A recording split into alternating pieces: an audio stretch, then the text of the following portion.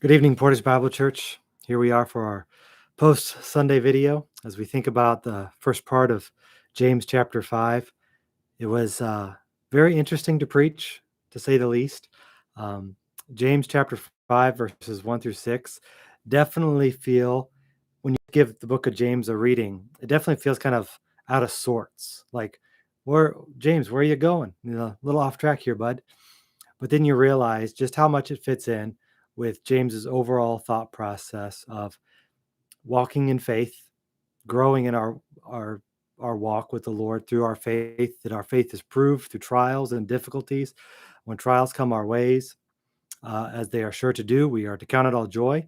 And one of the trials we may face, because many may be persecution and different hardships and sickness, but one of the hardships we'll face is that of injustice or oppression at the hands of others in authority. And the Lord is fully aware of that. And so is James, because he saw it done and we see it in our day as well. But it's a hard passage to preach because so many times we want something encouraging, even when it's something serious. We want to be edified in a certain way to, do something or don't do something. And sometimes we come away from a passage like this going, okay, now what? I know that's true, but what do I do? How do I apply this to my life? How do I think about these things? And that's why I like how verse 4 really pans out because James says, "Behold, the wages of the laborers, those who you took advantage of, those who you defrauded, those who you were dishonest towards, they cried out, and the Lord heard them." Reminds me of the Exodus when God said Moses, and he says, "I have heard the people's cry in the land of Egypt." God always knows. God's in control. Sometimes we want our situation to go quicker, but God's timing is perfect, and ours is often selfish. But through it all, God teaches us and reminds us to slow down and wait on Him. But the truth is, God hears, and in God's timing, He will act and He will see that justice is done accordingly. But the cries have reached the ears of the Lord, but not just the Lord of hosts, or the Lord of armies, or depending on your translation, Sabaoth, the Lord who is the Almighty over all things, in control of all things, and is quite frankly quite wonderful when you think about that the Lord knows all these things, that He is the Almighty One, and He is just in all He does, that heaven is on our side. God cares about His people.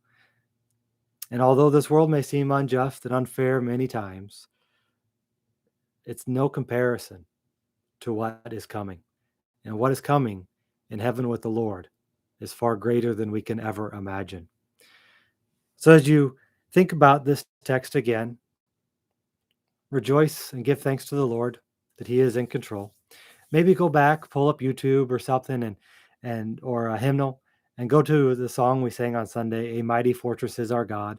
Hear it played or sing it and just reflect on those words that are really encouraging, that we have the Lord on our side. As the song goes, we're not the right man on our side, the man of God's own choosing. That's the Lord Jesus Christ.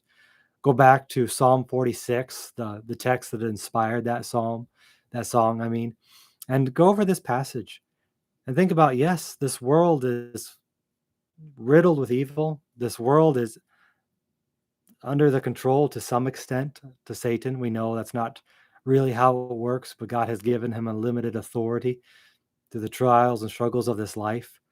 But we need to be reminded that that's all temporary. But God is in control, and He's using these difficulties to refine our faith.